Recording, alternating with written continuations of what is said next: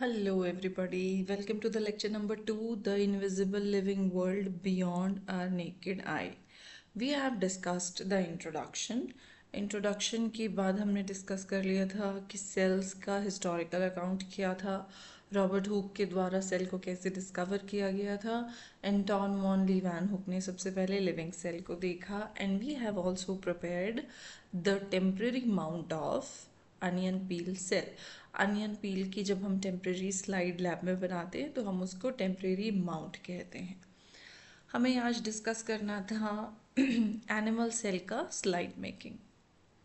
Activity number 2.3, let us start. पहले हमें अपने मुंह को क्लीन वाटर से धोना है। Wash the mouth with the clean water thoroughly, और एक साफ टूथपिक के ब्लंट एंड से, पॉइंटेड एंड से नहीं, ब्लंट एंड से चीक के अंदर वाली साइड पे जेंटली, बहुत जेंटली स्क्रैप करना है। ठीक है, जो भी मटेरियल उस पर स्क्रैप्ड आएगा, आपको भले ही नेकेड आई से ना दिखे कि टूथपिक पे क्या चीक के अंदर से कोई मटेरियल आया है, आपको भले ही ना दिखे, आपको लगे बेशक टूथपिक ऐसी की ऐसी बाहर आ गई है, एक क्लीन ग्लास स्लाइड पे ड्रॉप ऑफ वाटर रखें और आप उसमें उसको इवनली स्प्रेड कर दें। इसके बाद आप इसमें डालेंगे स्टेन मिथाइलिन ब्लू। को याद रखना है, अनियन सेल जब हमने सेल देखा था, हमने उसको सैफरन से स्टेन किया था। इसको हम blue coloured stain methylene blue से स्टेन करेंगे। ओके, स्टेन से जब हम स्टेन को ऐड करते हैं, इससे विजिबिलिटी मटेरियल की इंक्रीज हो जाती है और माइक्रोस्कोप में हमें एक ज़्यादा कंट्रास्ट वाली क्लियर पिक्चर दिखाई देती है।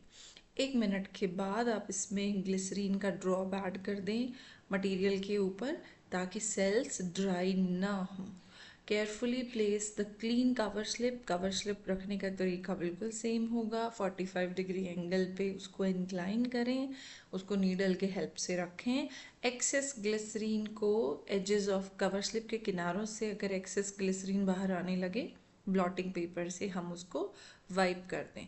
अब इन सेल्स को माइक्रोस्कोप में जब हम देखेंगे तो हमें कुछ ऐसी सेल्स नज़र आएंगी।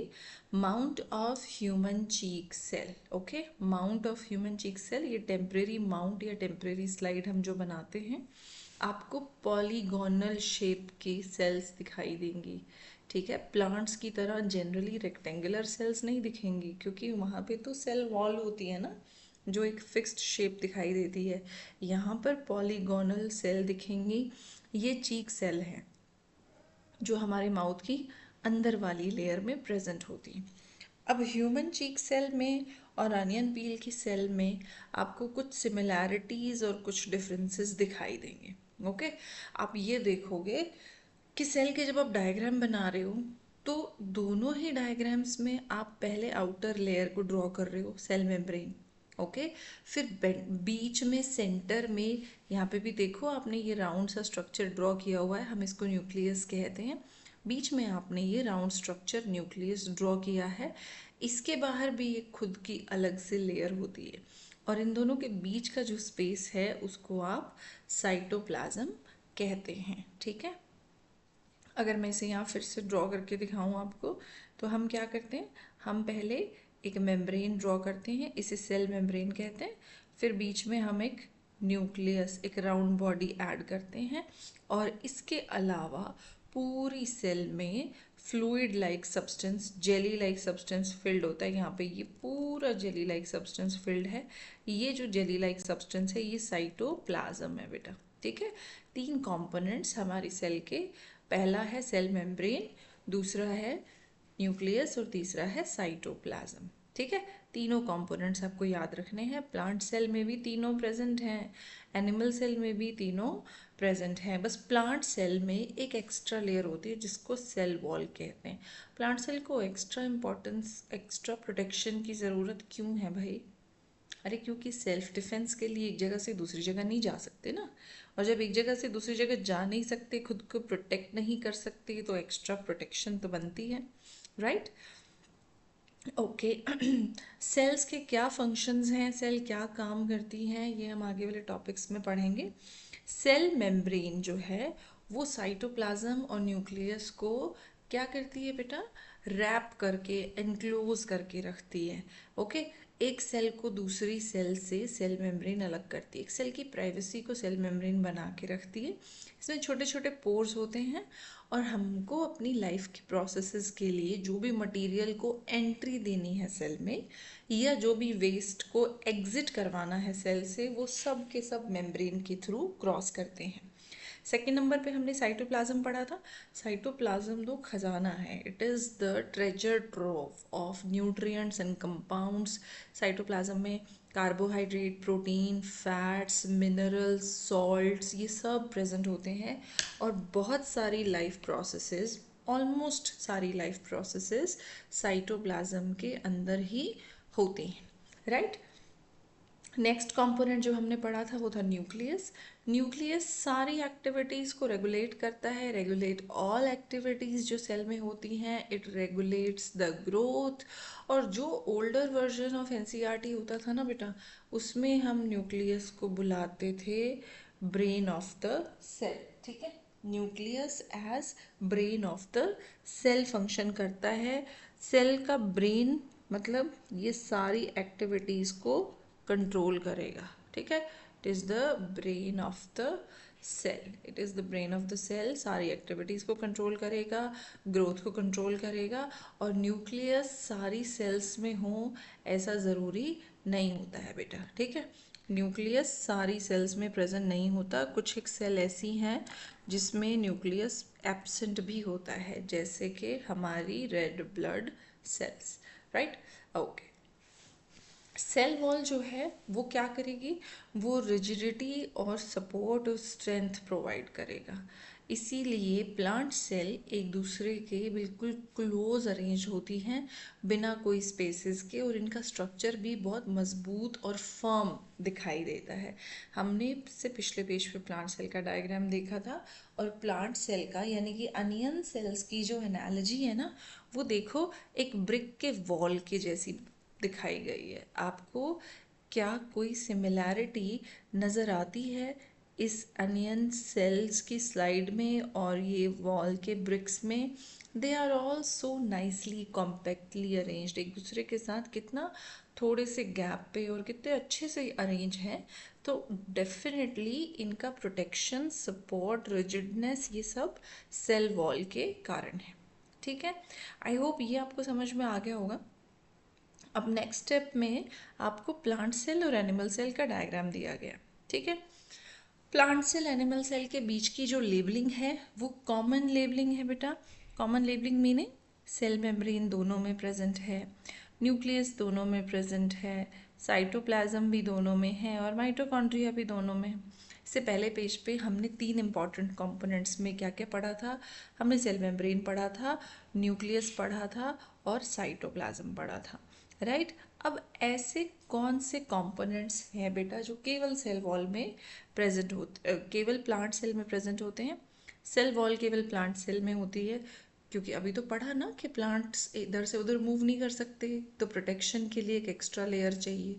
क्लोरोप्लास्ट किचन ऑफ सेल है, प्लांट्स अपना खाना खुद बना लेते हैं फोटोसिंथेसिस से, एनिमल नहीं बना सकते। और प्लांट्स को अपने बॉडी के वेस्ट डिस्पोज करने के लिए भी एक स्ट्रक्चर चाहिए जिसे हम वैक्यूल कहते हैं, ठीक है। तो यहाँ पर इसी डिफ्रेंसिएशन को, दोनों के बीच में जो डिफरेंस है ना, उसको हाईलाइट किया कि जो प्लांट सेल है, प्लांट सेल्स के, टोटली प्लांट सेल में एक रॉड शेप का स्ट्रक्चर होता है बेटा प्रेजेंट, जिसको प्लास्टिड कहते हैं।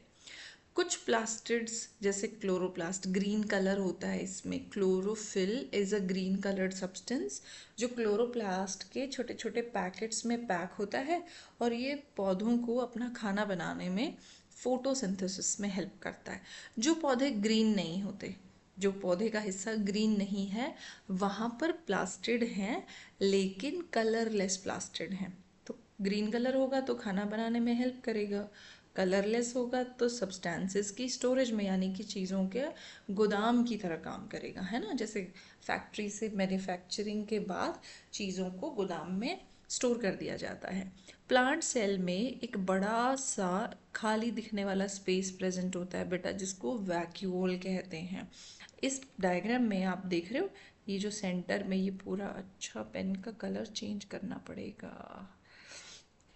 इस प्लांट सेल के सेंटर में आप ये जो पूरा डायग्राम देख रहे हो ना, इतना बड़ा खाली जगह जो आप देख रहे हो, दिस इज वैक्यूल। वैक्यूल क्या काम करती है? वैक्यूल 3 बहुत इंपॉर्टेंट काम करती है। इंपॉर्टेंट चीज़ें स्टोर करनी हो तो वो भी करेगा, ठीक है। अच्छा, वेस्ट से छुटकारा, get rid of waste, plant के वेस्ट से गेट रिड ऑफ करने में हेल्प करेगा। और प्लांट की शेप को भी मेंटेन करता है, प्लांट के सेल की शेप मेंटेन करने में वैक्यूल हेल्प करता है, इससे सपोर्ट मिलता है प्लांट को। एनिमल सेल्स में तो वैक्यूल्स या तो होते नहीं हैं, अगर होते हैं तो बहुत छोटे होते हैं बेटा, ठीक है। और ये वैक्यूल्स छोटे छोटे कुछ एक सब्सटेंसेस स्टोर करने में हेल्प करते हैं, ठीक है। तो आपने देखा सेल जो है वो सिर्फ एक छोटा सा बबल नहीं है फ्लूइड से फिल्ड, ये तो बहुत कॉम्प्लेक्स सा स्ट्रक्चर है, इसमें बहुत सारे छोटे छोटे कंपोनेंट्स हैं, सबका अपना अलग अलग काम है। ओके, तो बेसिक स्ट्रक्चर ऑफ सेल जो है वो हमने यहाँ पे पढ़ लिया, और इनके शेप्स में, इनके अरेंजमेंट में भी हमने डिफरेंस देखा है। नेक्स्ट टॉपिक है variation in the shape and structure of cell. क्या एक टाइप की सेल दूसरे टाइप की सेल से अलग हो सकती है? बिल्कुल हो सकती है। ये देखो एग्जाम्पल, मसल सेल का शेप देखो कैसा है, और नर्व सेल का शेप देखो कैसा है ना। मसल एंड नर्व सेल ये फिगर 2.6 ए और बी में दिखाए गए हैं, इनमें कुछ सिमिलैरिटीज़ और कुछ डिफरेंसेस हैं।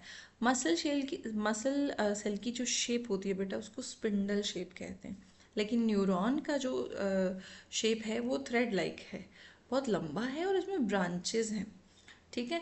ऐसे कुछ शेप्स जो हैं सेल की वो गोल हो सकती हैं, कुछ लंबी हो सकती हैं, कुछ पतली हो सकती हैं।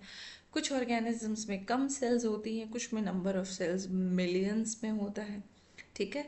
अब कोई सेल कैसी दिखती है, उसका कैसा शेप है, कैसा साइज है, उसका स्ट्रक्चर कैसा है, ये अलग अलग है, क्योंकि वो सेल्स को अलग अलग काम करना है बेटा, ठीक है।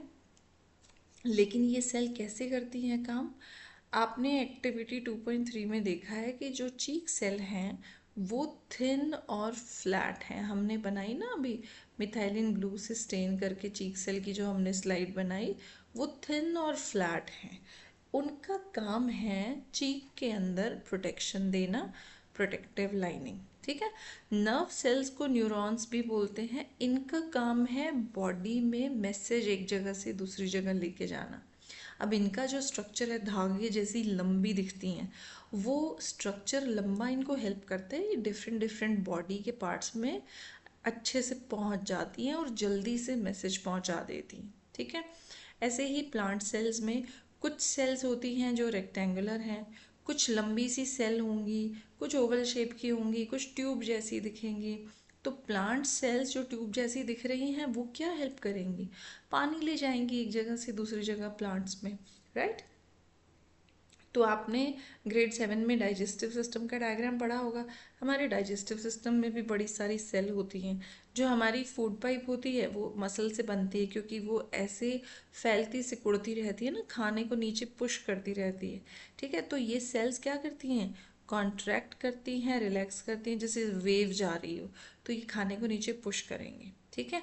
ये खाने को पुश क्यों कर पाती है? इसलिए कर पाती हैं क्योंकि ये मसल सेल पतली और फ्लेक्सिबल हैं, ठीक है। अच्छा, स्टमक की जो सेल है वो अलग टाइप की होती हैं। स्टमक में जो सेल होती है उनको खाने को अच्छे से मिक्स करना है, तो इसको चर्निंग ऑफ द फूड बोलते हैं। स्टमक की वॉल ऐसे कॉन्ट्रैक्ट रिलैक्स करके स्टमक एक बार फैलता है, एक बार सिकुड़ता है, तो खाना अच्छे से मिक्स हो जाता है एंजाइम्स के साथ, इसको चर्निंग ऑफ द फूड बोलते हैं, ठीक है। स्टमक के अंदर कुछ सेल्स ऐसी होती हैं जो जूसेस और एसिड बनाती हैं ताकि खाना अच्छे से डाइजेस्ट हो जाए। तो ये सारी सेल्स कुल मिला के साथ में जब काम करती हैं तो बॉडी में डाइजेशन पॉसिबल हो पाता है, ठीक है। So I am going to end this class here. Next class में हम बात करेंगे कि बॉडी में किसी भी लिविंग ऑर्गेनिज्म में लेवल ऑफ ऑर्गेनाइजेशन क्या होता है, फिर हम बात करेंगे माइक्रो ऑर्गेनिजम्स के बारे में, और हम उनको सिंपल तरीके से अपनी लैब में कैसे ऑब्जर्व कर सकते हैं, हम कैसे उनकी स्लाइड बना सकते हैं, ठीक है। So I will see you in my next class. Till then kindly practise the diagrams. Plant cell animal cell के डिफरेंसेस के बारे में पढ़िएगा, मसल्स के बिहेवियर के बारे में पढ़िएगा। मैं आपसे मिलती हूँ नेक्स्ट क्लास में। Till then, all of you have a very nice day.